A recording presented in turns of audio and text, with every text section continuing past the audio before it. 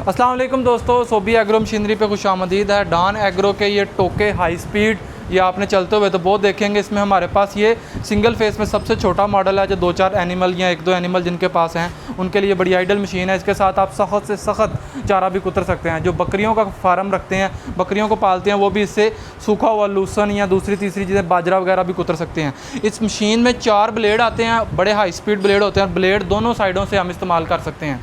इसके ब्लेड को सेट करने का तरीका भी हम बता चुके हैं और इसको यूज़ करने का तरीका भी। चलती हुई मशीन पे आपने गियर नहीं चेंज करना होता। इसमें 2 चालें दी गई हैं, स्मॉल और लार्ज।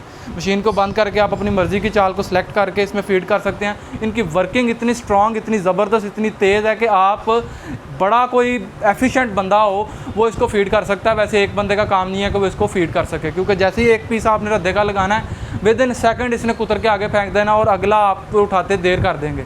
तो इतनी ज़बरदस्त मशीनें हैं। इन मशीन की आपको मुकम्मल maintenance spare part Sobi agro machinery Daska Lahore या कराची शोरूम से मिल जाएंगे। इस मशीन को आप टेस्ट करना चाहते हैं, जो भी आपका मटेरियल है सख्त से सख्त है, आप सैंपल लेके आए, मशीन को पहले चेक करें, उसके बाद परचेज़ करें।